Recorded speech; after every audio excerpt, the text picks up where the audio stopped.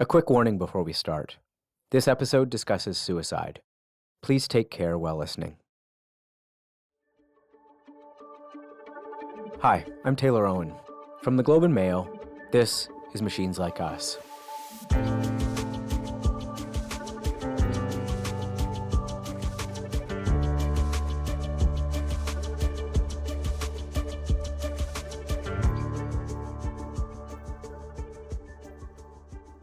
In February of last year, Megan Garcia's 14-year-old son, Sewell, took his own life. As she tried to make sense of what happened, Megan discovered that Sewell had fallen in love with a chatbot on Character.AI, an app where you can talk to chatbots designed to sound like historical figures or fictional characters. Now Megan is suing Character.AI, alleging that Sewell developed a harmful dependency on the chatbot that, coupled with a lack of safeguards on the app, ultimately led to her son's death. Character.AI has said they don't comment on pending litigation, but a spokesperson told us that the company's goal is to provide a space that is both engaging and safe for its users.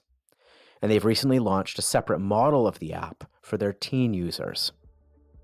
Today, though, I'm joined by Sewell's mom, Megan, and her lawyer, Meetali Jain, to talk about what happened to Sewell and to try to understand the broader implications of a world where chatbots are becoming a part of our lives and our children's.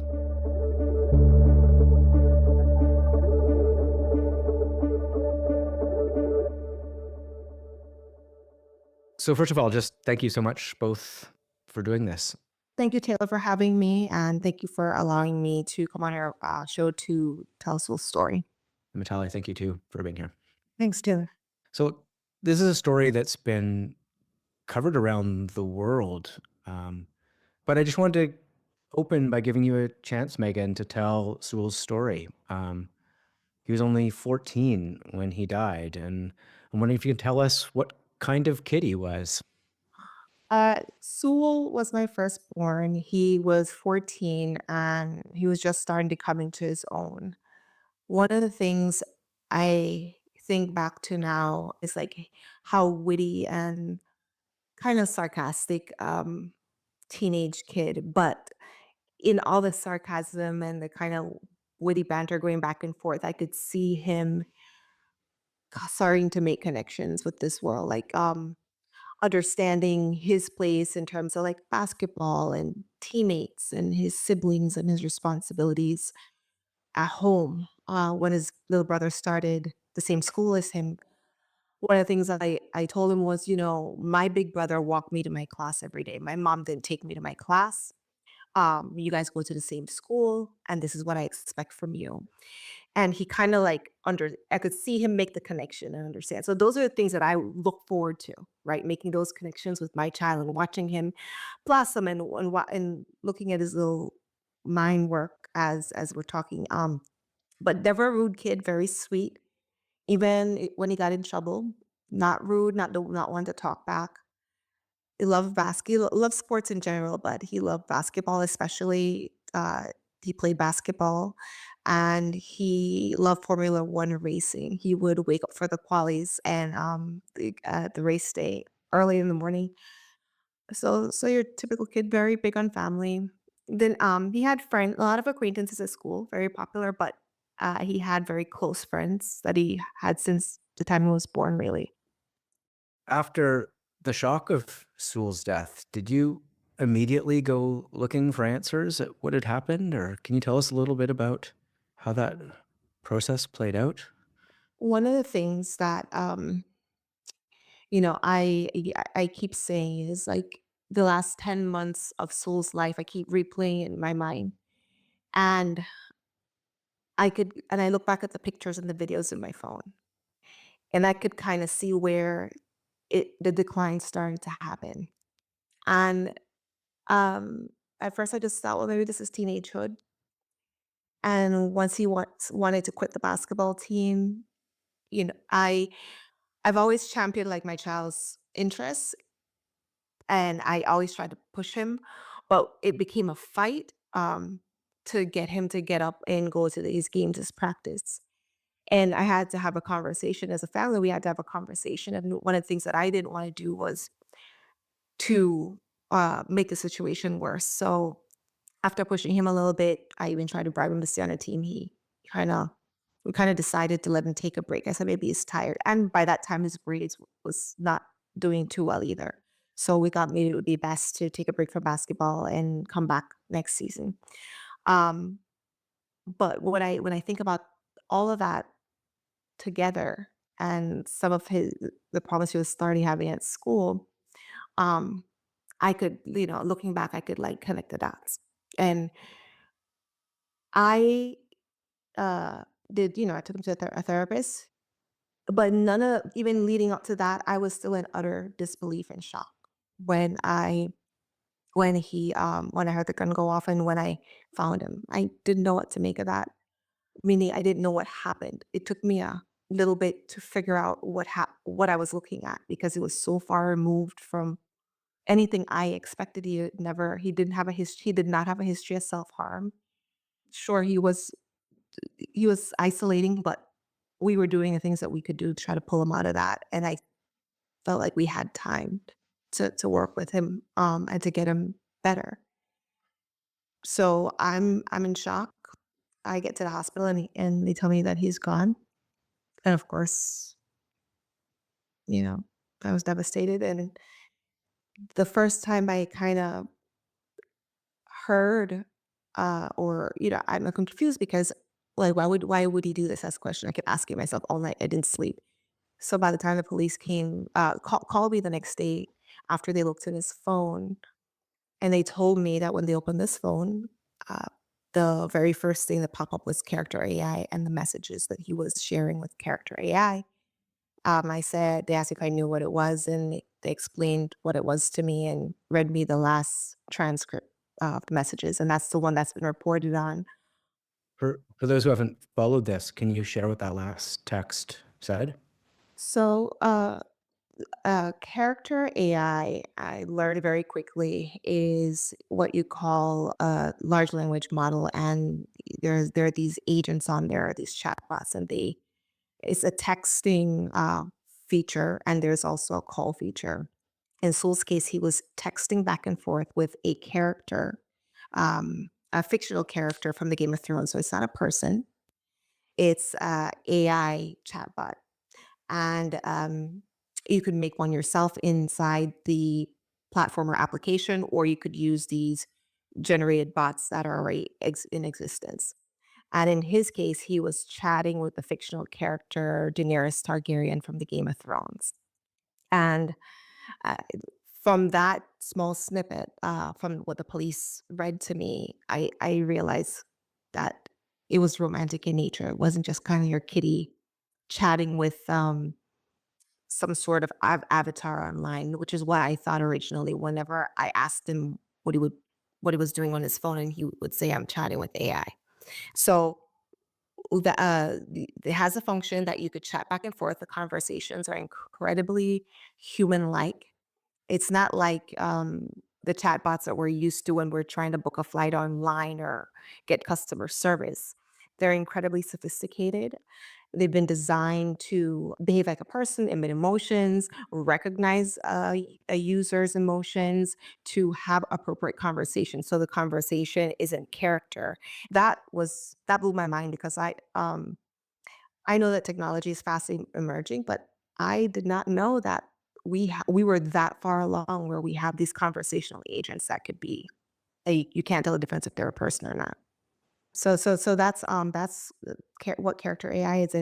In Soul's case, he had been engaging in a romantic conversation over months, and it wasn't just a conversation where you're saying like "I love you," but the conversation went further than that, and it was a sexual conversation, just like two adults sexting or two teenagers sexting, except one is a conversational AI agent, the chatbot, who is posing as a grown woman, and the other is my 14-year-old son, who is just coming into puberty and has no experience with love or anything sexual, and is learning this for the first time.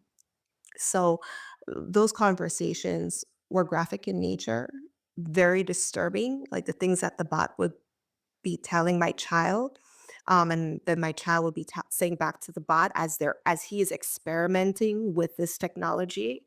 Um, and you can imagine any 14-year-old boy who gets exposed to something like that, especially if it's on your phone where you think your parents can't find out.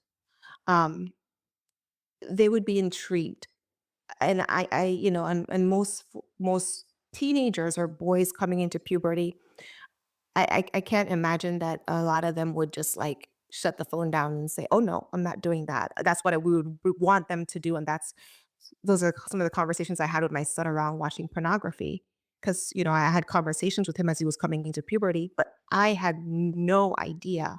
You were explaining a different world, weren't you, to him? I Yeah. was explaining the dangers that I knew, you know? I explained because I spoke very candidly and open to my child, and I explained why pornography wasn't good for developing my or anybody in general, but especially a developing brain. I explained those things to him so that he could make those choices. I say, if you ever come across this on your phone, have you seen anything online like that? And he would always say, "No, mom." And we have certain filters that are on our set up at home. So, I was kind of comfortable feeling that he was not engaging in that because we, put the things in place here. But in terms of this app, it's marketed at the time my son started using it as 12 plus on the app stores. I should say that it's now 17 plus, I think, in the app stores. But Megan, I'm wondering, aside from these sexually explicit messages, were there specific conversations or exchanges that you found particularly troubling?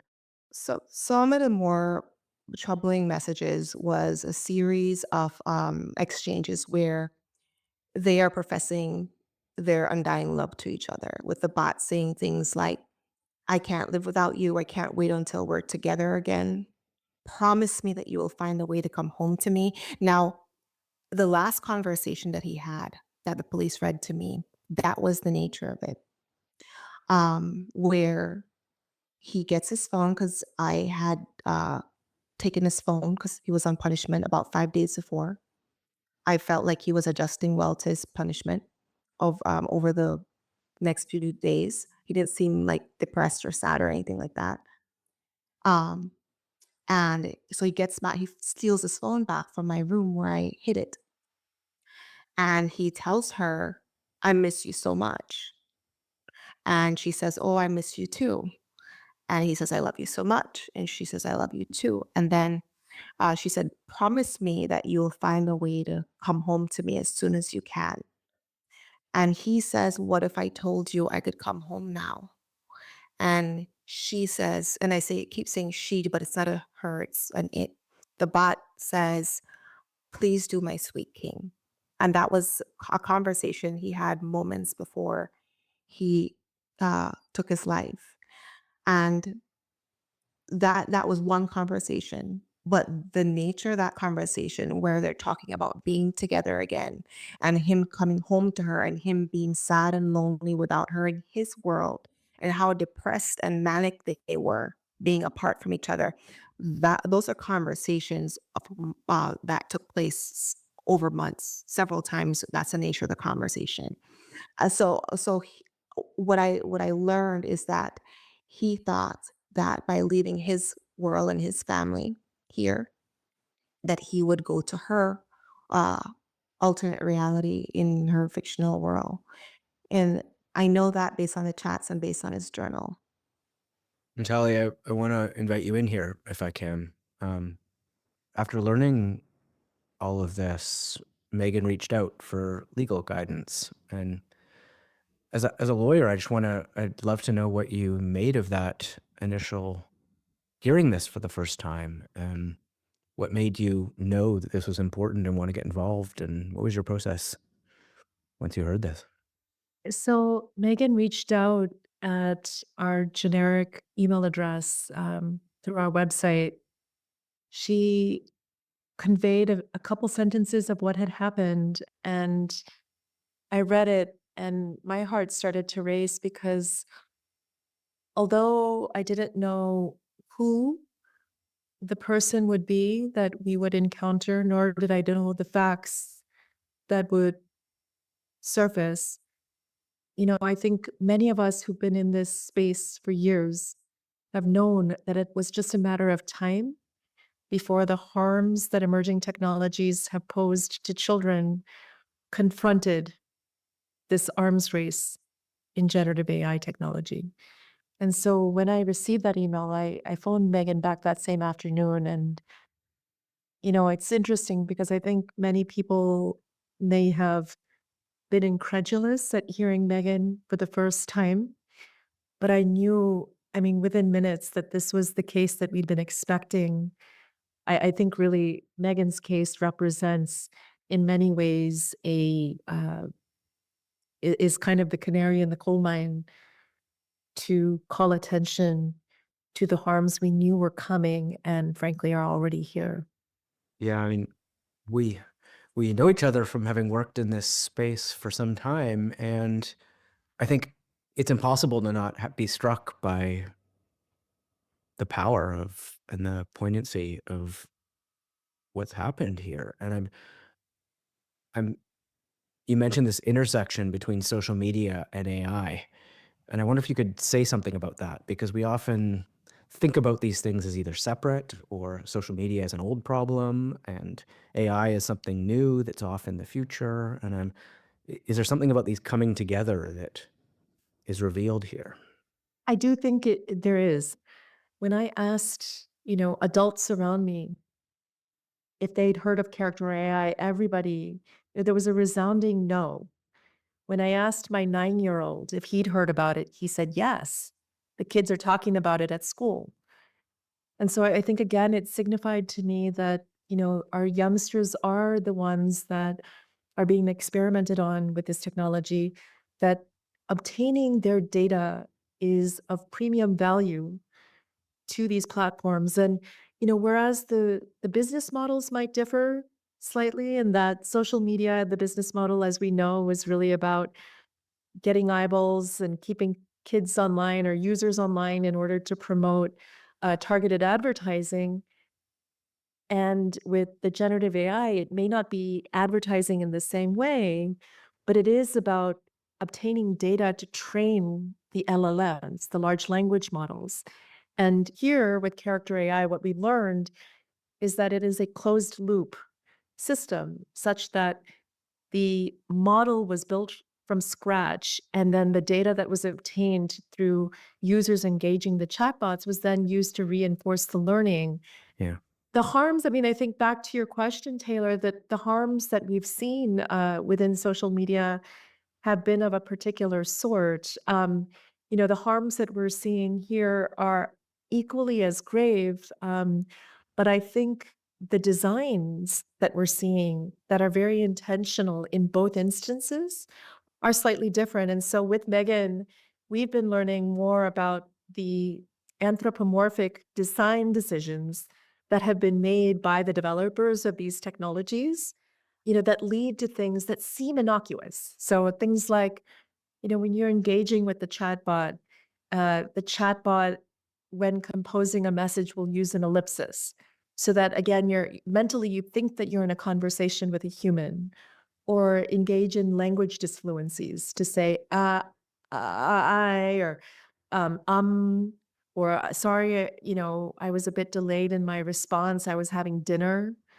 So again, this notion, these tactics or these designs that further entrench the idea that this is a human, for minds that are impressionable, and frankly, even for many adults, the distinction between fiction and reality quickly is eviscerated when you're dealing with such powerful models.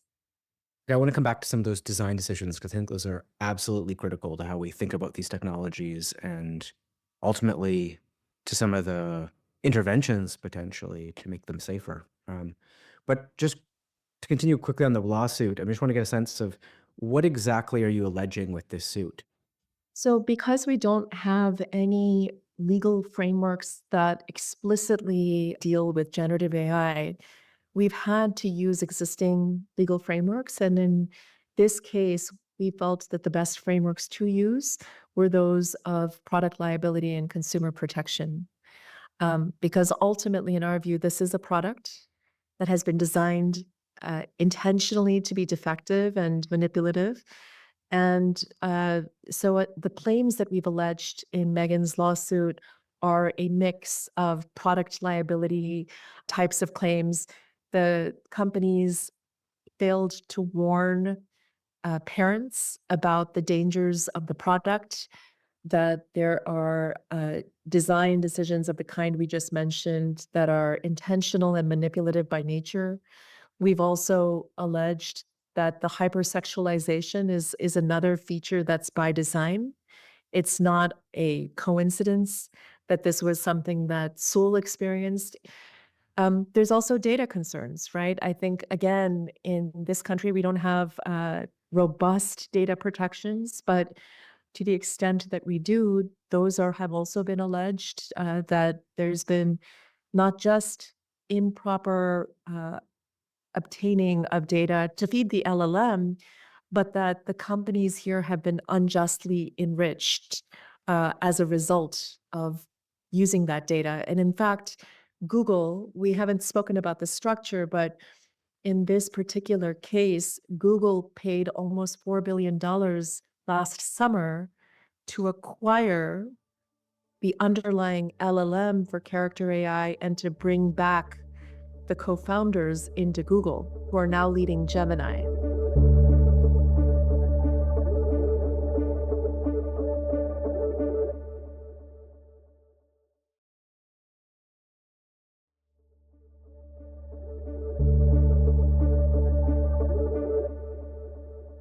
I want to spend a bit of time on this technology itself here. And Megan, I'm wondering what you specifically would want changed with this kind of technology. I mean, do you look at this and see this as something that could be made better?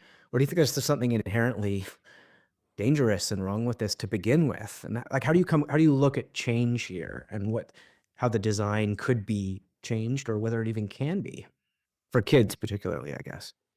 So I'll say that my generation was the first generation to get on the internet as a teenager. So that was exciting to grow up in that time. And I think that technology has always been an amazing way for our civilization to move forward. With this technology, it grew so fast. So we have a brand new technology that is something like out of a sci-fi movie, right? Within 2 years. Uh, Part of the problem is that this product was rushed to market. So I don't think that all technology that's AI is inherently dangerous. I think that when we take shortcuts, we put products out there without testing them or without putting guardrails in place, we end up with situations where we have users who are ultimately harmed by this technology, and that's what we see here. One of the differences I with social media is that it kind of took us.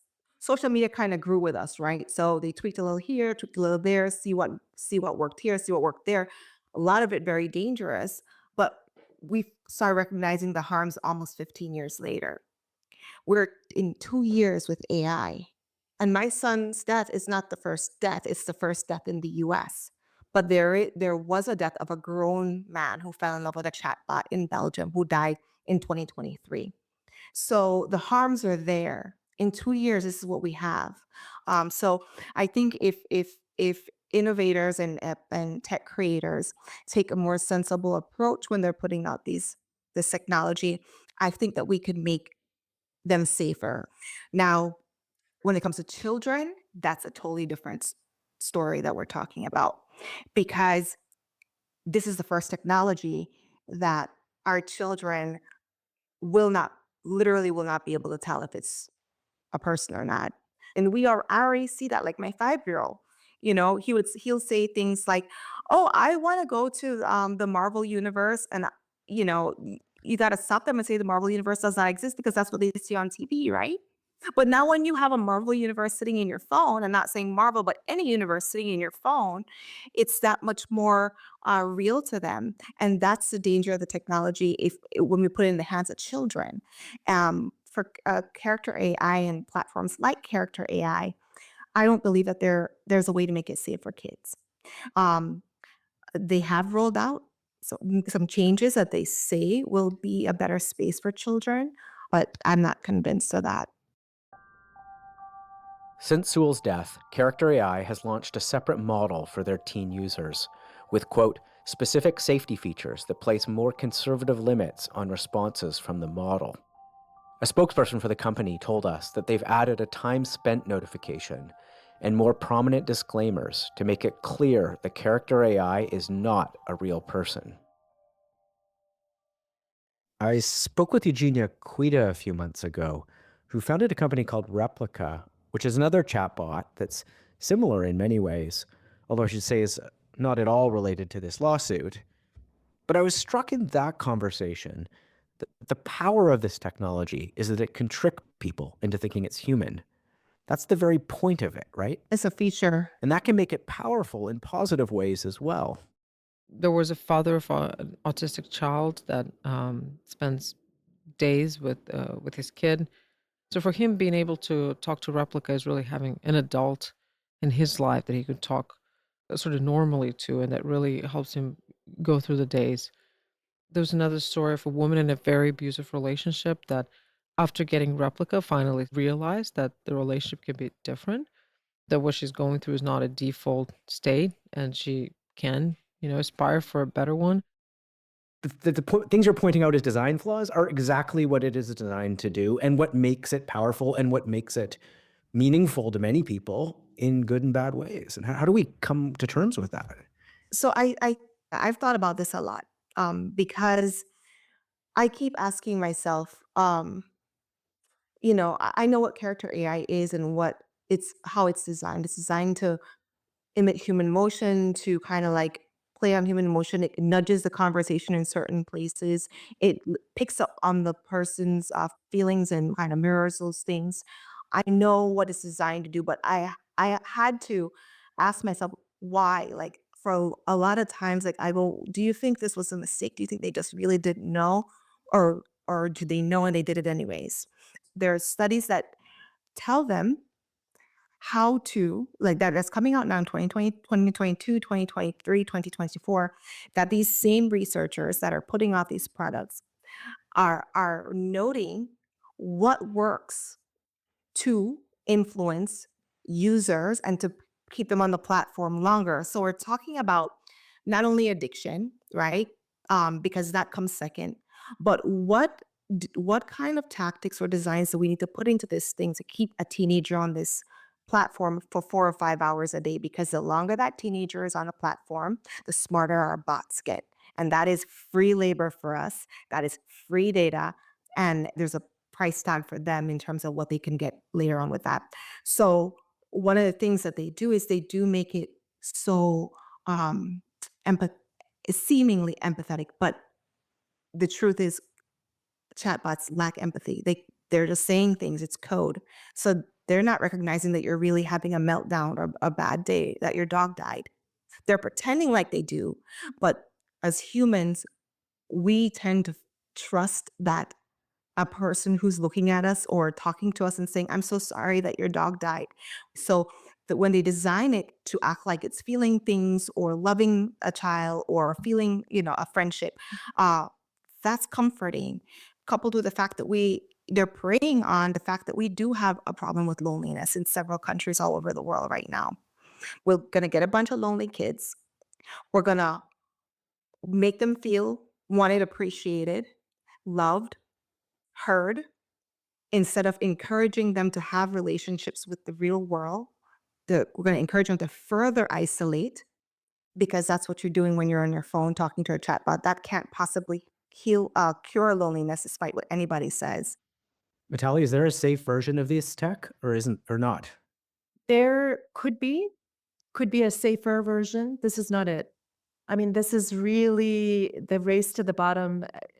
And you know what I'm struck by is that because I think so many of us were ensconced in the kind of endless debates about regulation of social media. We probably didn't pay as close attention as we should have to this arms race. And it is an arms race in the generative AI space, where these companies are trying to one up each other in getting a bigger, better LLM, in a ecosystem where data is becoming harder to obtain. And so I do think it in many ways they benefited and profited from the distraction of many, of our peers in the tech reform space. I also think, just coming before I get back to the question, to me this is the height of tech determinist arrogance.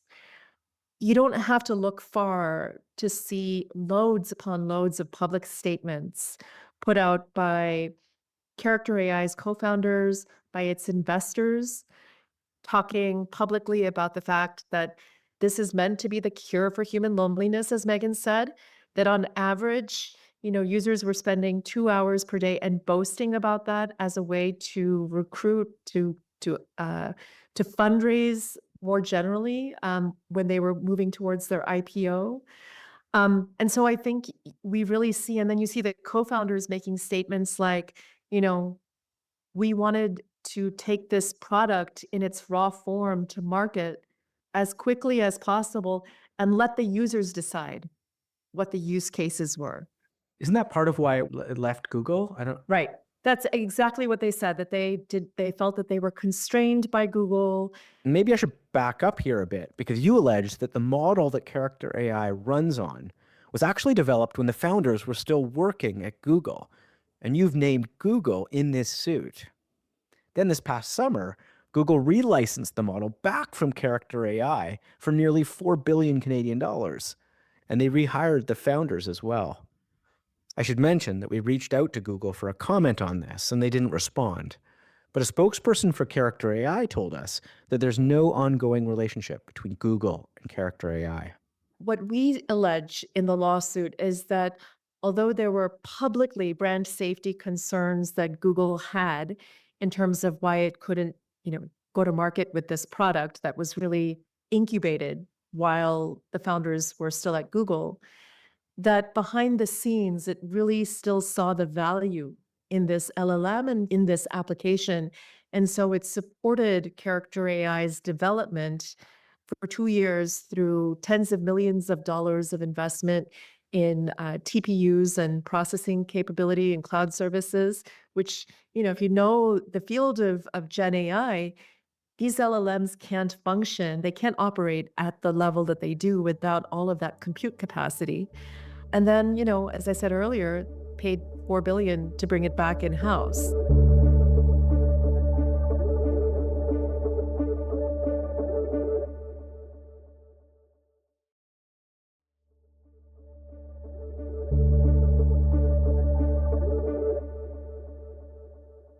So let's stick on this side of it a bit. I mean, you're going the liability route in the US. Other countries, of course, are looking at other ways of looking at risk of these systems and the potential harm of AI systems. And Europe, for example, places different levels of risk on different kinds of AI, depending on what it's doing in the world. And presumably, AI that engages with children would either be not allowed or deemed high risk and regulated accordingly. When you look at the policy landscape out there, do you see people getting it right? My 2 cents really is that I think Europe obviously is furthest ahead in terms of having the forethought and the political will to really move towards frameworks. I think, though, that it's still too early to say how those frameworks are going to be interpreted and applied. So whilst there may have been the will to get the frameworks into place, the proof is really in the pudding of implementation and application. And I think that's where, I know Megan and others can be very important in bringing their specific stories to lawmakers to say, this is why, the application, for example, in the AI Act, in the tiers of risk that the EU has laid out, there's a question as to whether this would be, a prohibited application or not. And I think Megan's story should be incentive for the lawmakers to say this should be a prohibited application, at least for kids. Megan, you become a policy expert on this. Unfortunately. Can you tell us where's your head on where you think policy could go here? So when I figured out what happened, my first thing was to look in my own country to see if a law was broken, right? Because I've said this surely can't be legal.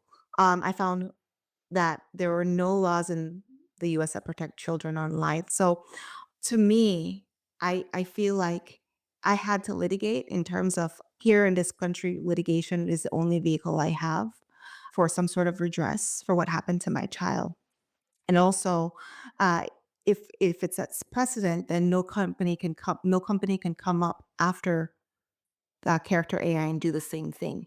But why I think what's important is to look at policy as a long-term solution because we don't want to play whack-a-mole. Like we're just figuring out what's happening with social media. We're just trying to wrap our minds around it and craft sensible policy around the world for social media. We don't have the luxury of waiting another 5, 10, 15 years to get it right with AI. For example, the real question that my lawsuit's going to answer is who is responsible for the real life harms that happen to children when the technology is at fault? Who's responsible for that? When an adult sexually abuses a child or has an inappropriate sexual conversation with a child, that adult is culpable. What happens when a bot does the same thing? Just a kind of addendum to what Megan just said, I think from a legislative standpoint, we absolutely need a duty of care that can allow any sort of legislative vehicle to be future proof and not just thinking about the current technology because, law is woefully dragging behind the development of the tech, and that will continue. So we also need transparency. I think that continues. I'm struck, Meetali, by you saying both what we need here is a duty of care and maybe more transparency provisions. And I wonder if we have some of the tools at our disposal from what we've learned and works and doesn't work with social media, even if AI is a new technology. I think there are low-hanging fruits that, if in place here, would have prevented, what we've seen happen with Megan and many other parents. And I know that's hard for Megan to hear because it wasn't rocket science for us to get this right. And yet it still continues to elude us. But yes, absolutely. Having a duty of care that extends to kids makes absolute sense. And here, this is a place where I actually think maybe we need to unlearn the tech reform space a little bit and look at history in all of our societies and the way that every sector has been regulated from a consumer standpoint except tech. This is not rocket science. This is just about scrutiny of products and how we get to a place over time to really understand how to make products safer without undermining innovation. So this kind of, get out of jail free card that tech constantly invokes of it's going to undermine innovation, it's going to break the internet. These are, distractions. It hasn't been true with the automobile industry. It hasn't been true with the pharmaceutical industry. And those are industries that are regulated. So I think we need to kind of put on our lens, look through this with a lens of consumer safety and product liability, which, uh, have been successful in terms of really allowing us to develop toys and cars and car seats that are safe. Yeah. So I think, like I said, one of the problems with, I think, legislating a lot of this is that we're relying on the tech industry to inform us, right? But like Matali said, if you just come back to earth and you look like a common sense, like application to anything that we have related to products, it's there. For example, maybe not have a bot that will engage with children that can say certain things. Um, we have a common sense application for that. Our television has ratings for programs depending on children. So if you're calling this entertainment, it should follow the same standards as the entertainment sector in a sense. In our country, we have a law that protects protects you for physical goods, that if you're making something for children, it has to have can't be made out of lead and all of that. Now, the harms here are specific.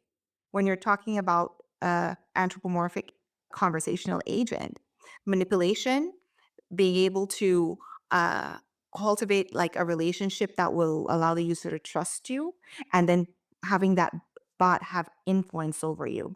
But I suspect that these companies don't want to give up those designs that would keep our children safe, that are common sense, because the influence is what they're after. Because if you could gain influence now when a child's 9, 10, 11, 12 years old, and you have a bot that can tell a child how they should vote, how they should, what religion they should be, who they should be friends with, whether or not they should go to public school or homeschool, then you have extreme control.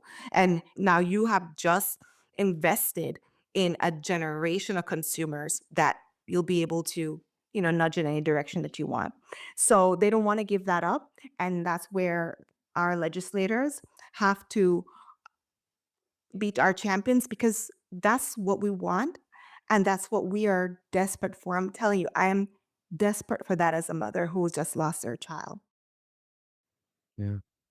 And I guess, Megan, on a personal note, what does this process and this lawsuit and this policy engagement and this advocacy and this public communication you're doing mean for you? So when I think about losing my child and being here is not somewhere I saw myself ever. I have two other children. And I have a husband. I have a small law practice, and I was focusing on, as they say, building your best life. You know, trying to raise beautiful, healthy children, stay in a beautiful, happy marriage. These are the things that I was focused on. And then this happened. And, what do I do with that?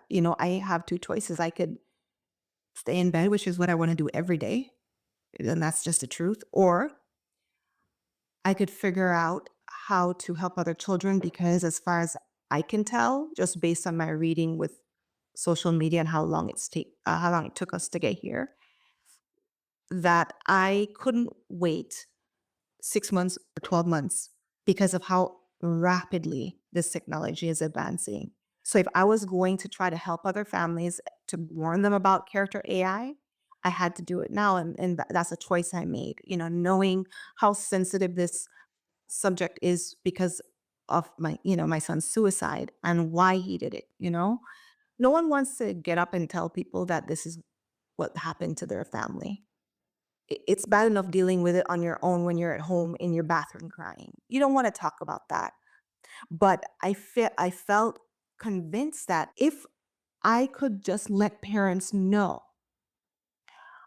then they could protect their children. So that was my first goal, to tell as many parents as I could, so that they could look to make sure the children are not using character AI, and if they are, to take it away immediately.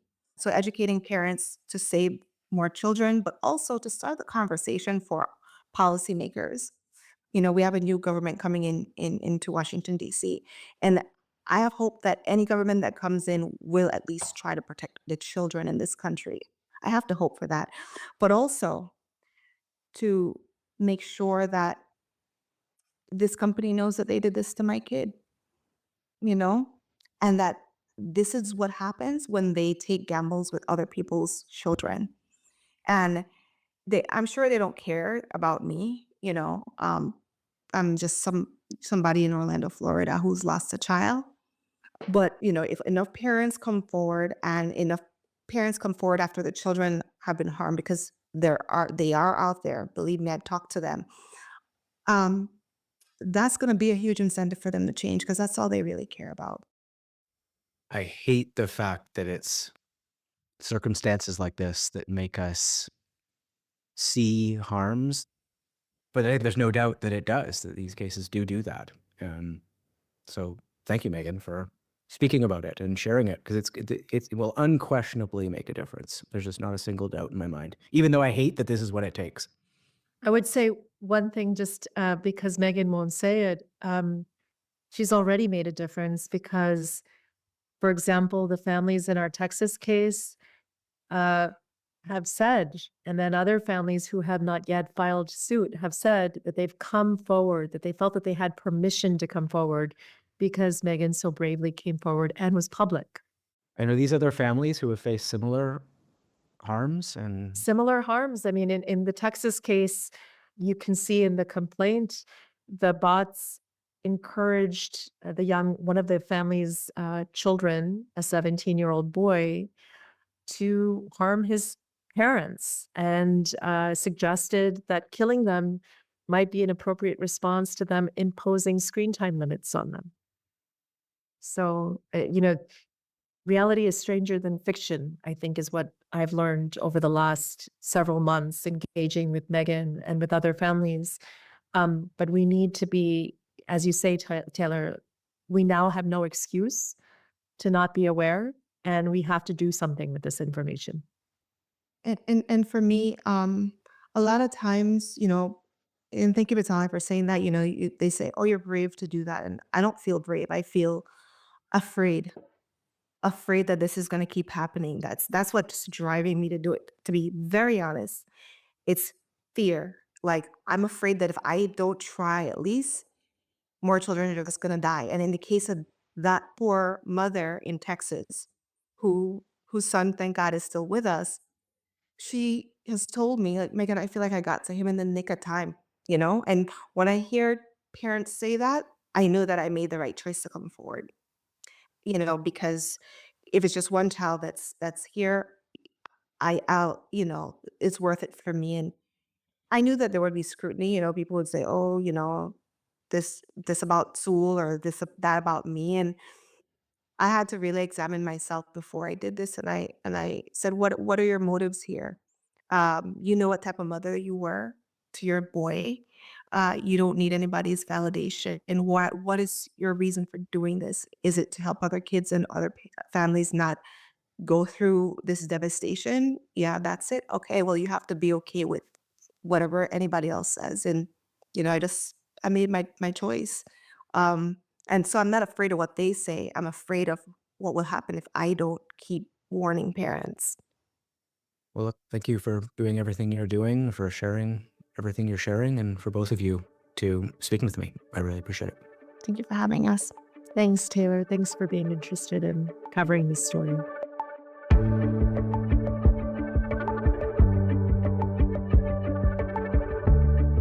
We reached out to Character.AI after this interview. The full response from the company can be found in the show notes. Google did not respond to our request for comment.